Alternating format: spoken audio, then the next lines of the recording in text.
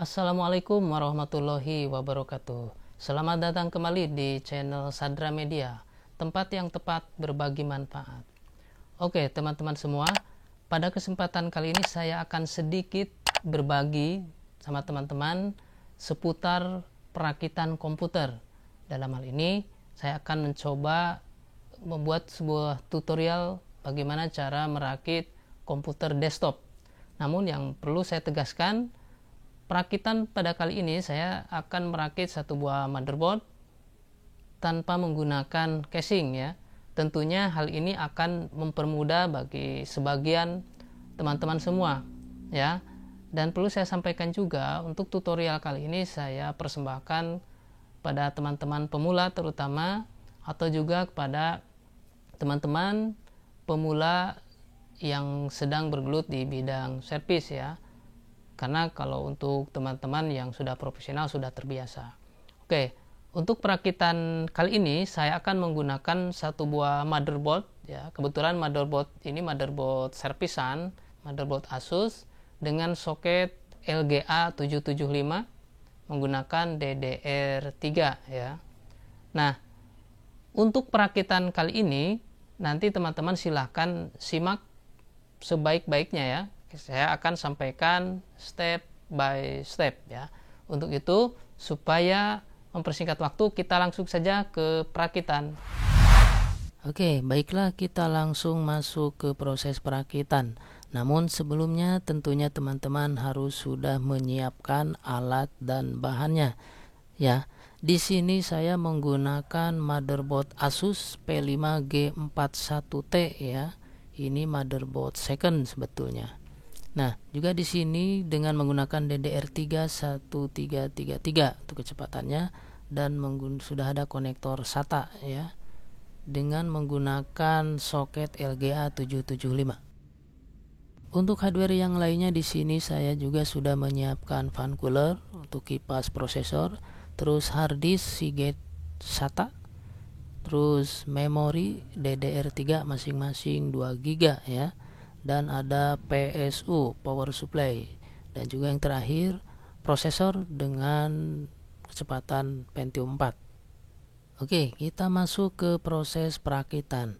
Untuk yang pertama di sini saya sudah menyiapkan satu buah prosesor ya, seperti yang sudah saya sampaikan. Ini kecepatannya Pentium 4 3.0 GHz ya, dengan soket LGA 775. Nah, pastikan teman-teman memastikan pasta sudah dipasangkan.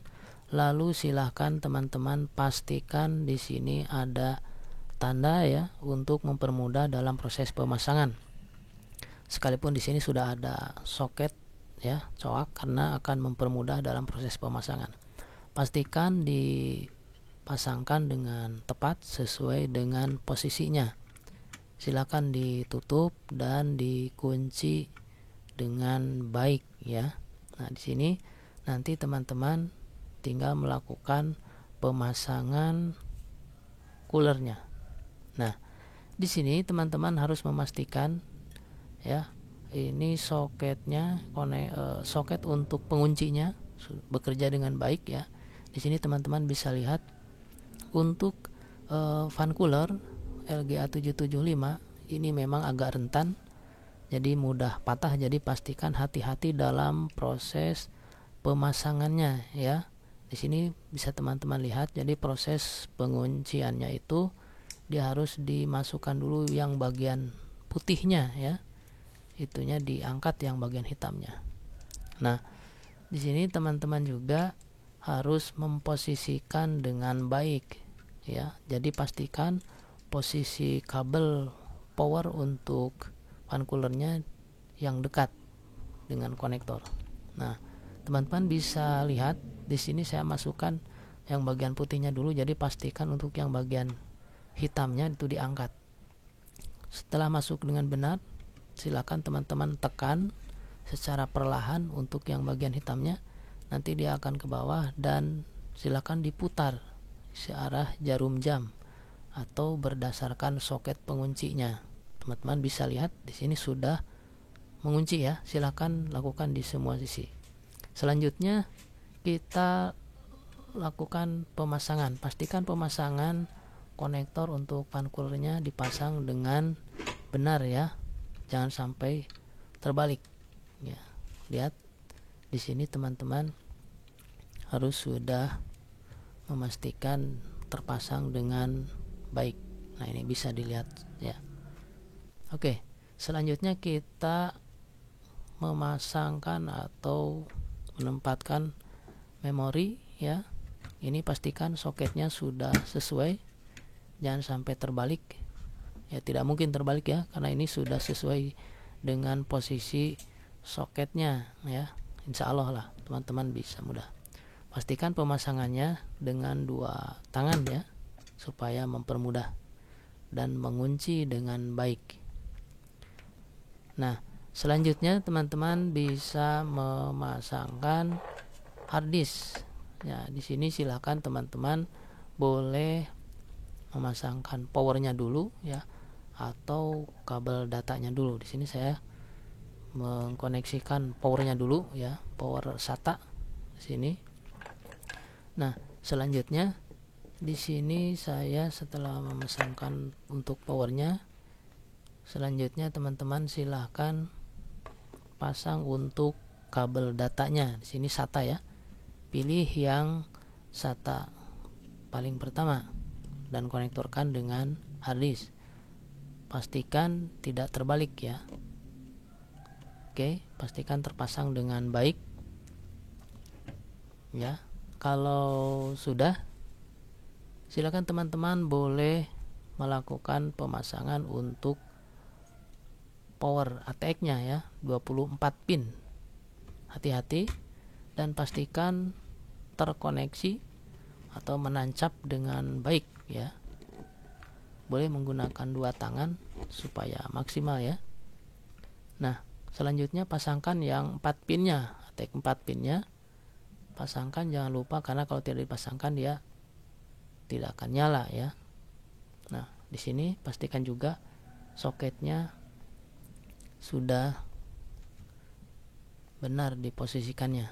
Silahkan teman-teman koneksikan ke soket 4 pinnya ya. Nah, pasang dengan benar. Kalau sudah dirasa cukup, nanti kita lanjut ke tahapan berikutnya. Nah, kita pasangkan untuk kabel ke monitor. Ini PGA ya, menggunakan PGA onboard ya. Pastikan dipasangkan dengan baik. Hati-hati untuk proses ini teman-teman tidak usah dikunci ya. Lalu untuk keyboard ya, selanjutnya teman-teman bisa memasangkan untuk mouse-nya ya. Untuk mouse boleh menggunakan yang kabel atau yang Bluetooth. Kebetulan di sini saya menggunakan yang Bluetooth ya, atau wireless. Nah, silahkan dipasangkan.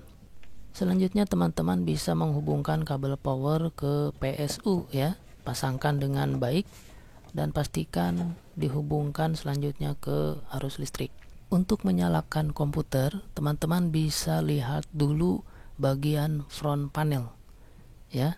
Di sini teman-teman bisa lihat ada bagian power button, di bawahnya ada reset, terus di sebelah kiri atas ada power LED, dan di bawahnya ada HDD LED. Nah, untuk power LED itu untuk menyalakan komputer, terus reset itu untuk merestart komputer, power LED itu untuk lampu indikator power ya, dan untuk HDD LED itu untuk indikator LED daripada proses HDD. Teman-teman bisa lihat di sini nanti proses untuk menyalakannya kita tidak menggunakan tombol, namun menggunakan secara langsung mengkoneksikan 2 pin ini. Nah, bisa lihat ya. Nah, komputer sudah langsung nyala. Nah, teman-teman bisa lihat di sini komputer sudah nyala. Ya. Nah, di sini sudah terpasang dengan baik dan teman-teman bisa lihat ke monitor.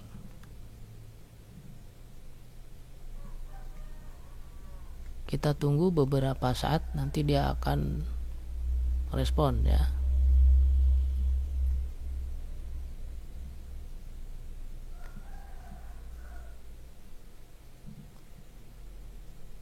Nah, ini sudah mau masuk. Nah, setelah masuk ke tahapan ini, tentunya kita tinggal melakukan proses instalasi sistem operasinya. Ya.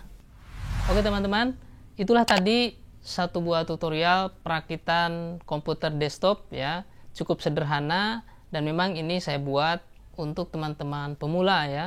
Baik itu untuk umum ataupun untuk teman-teman yang sedang belajar servis. Ini akan mempermudah bagi teman-teman ketika dalam proses perakitan. Kenapa saya melakukan perakitan tanpa menggunakan casing? Ini sengaja saya buat supaya mempermudah bagaimana cara memasang komponen-komponen ataupun cara mengkoneksikan satu sama lain, terutama bagi teman-teman yang sedang belajar.